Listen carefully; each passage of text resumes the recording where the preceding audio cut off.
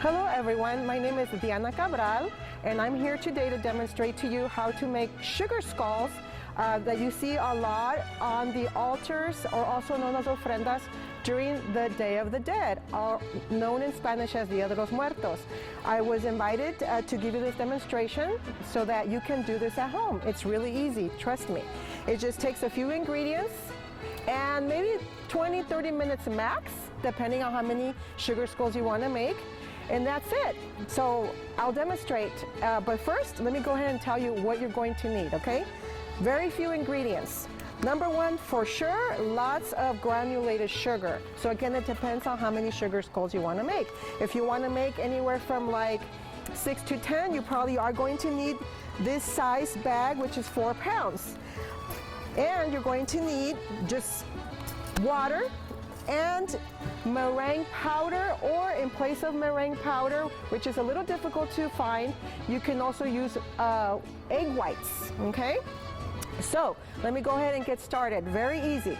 So on here, depending again on how many sugar skulls you want to make, so for example, I'm gonna just show you how to make one sugar skull today. I'm gonna only mix 2 cups of granulated sugar, which is probably way more than I need, but just so you get an idea, okay? So here's 2 cups of granulated sugar. I'm gonna pour it in here. And then now I'm gonna put water. So I'm gonna start off with a little bit of water. I don't tell you specifically 1 spoon, 2 spoons, because I like to, on my own, just put in a little, and then if I see it's too dry, then I add more, etc. Because I don't wanna end up putting too much water and then it's not gonna do what it needs to do. So I'm gonna just put a teeny bit, which is probably maybe, oh gosh, I would say it's about, this measurement is 1 spoonful. So we're gonna start off with 1 spoon for now, okay? You would have also added into this mix meringue powder, or again, about 2 teaspoons of egg whites, okay? So very easy. As you see, you may be able to see the consistency now. It feels like sand, like wet sand, like when you go to the beach. You'll know it's ready when you squeeze it and it stays, it holds in place. You can see your finger marks on there. I feel like this is pretty good consistency already. If it needs something else, we may have to try again. Once we put it in the mold, we can always come back, put the sugar back in here and maybe add a little bit more water, or maybe a little bit more meringue powder, or if in place of meringue powder, again, you can use egg whites, okay? But the consistency feels good. It's a really quick process, and I made quite a bit more at home.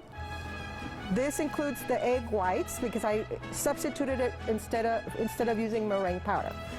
So moving on to placing the sugar into the molds. I just wanted to show you the different molds I have, because you can get different sizes. You can get, which I consider this size, a large, a medium, and then you can get tiny ones, okay? So it depends what size you want to make. I've seen molds for much larger ones than this, okay? So if you want to do something that's gonna dry quickly within a few hours, you probably wanna go with something smaller. But the larger ones are gonna take overnight to dry, okay? So let's go ahead and try this out in the medium mold. I'm going to, with my hands, I like using my hands. Some people use, of course, a spoon or whatever to scoop the sugar, but I prefer just doing it with my hands. It's more fun that way, and you feel the texture better of the sugar mix. And so you got to make sure that it's very compacted. Press it down into the mold, because you do not want to have any air pockets, okay? Almost there. As you see, the process is pretty quick. A lot of fun to do with kids for sure. They love this. While I do this, I wanted to explain to you, I've been asked many times, can you eat these? Well, they are edible. However, I would not recommend it for various reasons. You're supposed to place these once they're done and they've dried on the altar, on the ofrenda. And so, you know, even if you leave it just leave it on the altar one day, who knows what might have fallen on the sugar skull. So I don't think it's probably very clean even by the next day to eat them.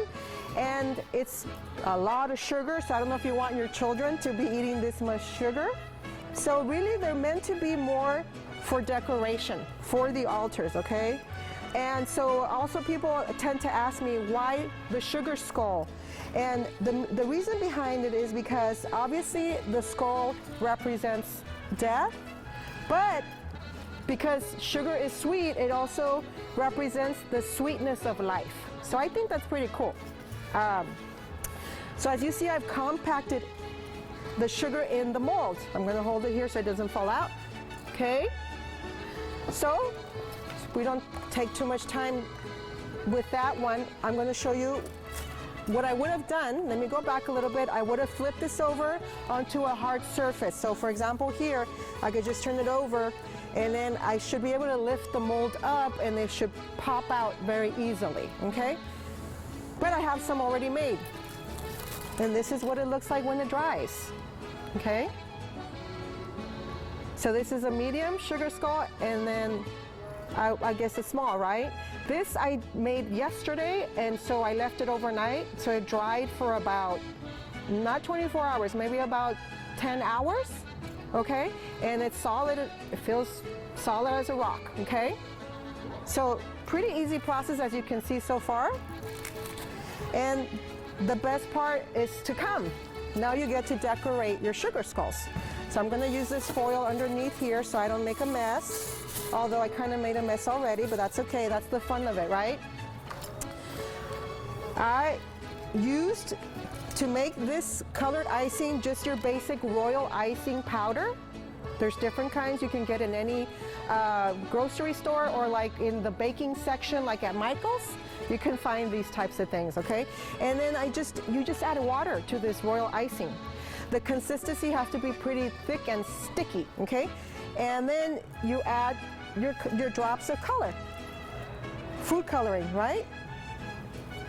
And it's very easy. Again, it's just water, royal icing, and then you add the color, you mix it up, and then you get these really cool colors, okay? So now I'm going to show you one of many things you can do to decorate your sugar skull.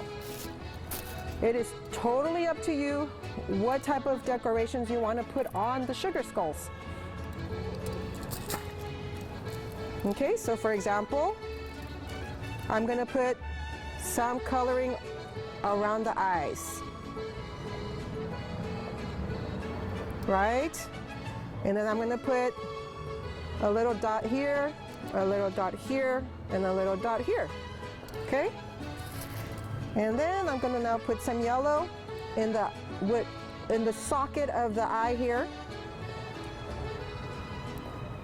And then maybe like kind of make a flower. It's a little bit of a messy flower, but that's okay. I'm moving a little fast.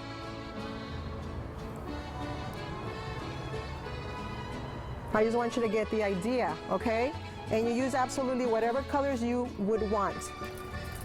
Traditionally, by the way, you would also write the name of a loved one that's passed away onto the forehead of the sugar skull, okay? So that's just another way to say to your loved one, I'm remembering you today. I'm remembering you like I do every year for Dia de los Muertos, and we're going to celebrate you today. And that's why you place the name of someone who's passed away on the forehead of the sugar skull.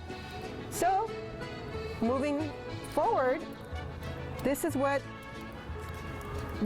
of many ideas of what a finished sugar skull would look like. As you see, they are super cute, very colorful, and these, as you see, have this metallic paper there.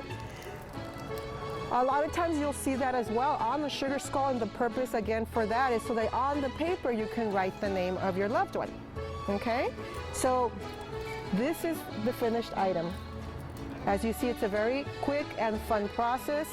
Great to do it with the family. Kids love it, and you know, they get to get They get to get their hands dirty a teeny bit, but that's okay. The point is to do something really fun with the family, and so that you are all learning about Dia de los Muertos together. So I hope you enjoyed the demonstration. Thank you.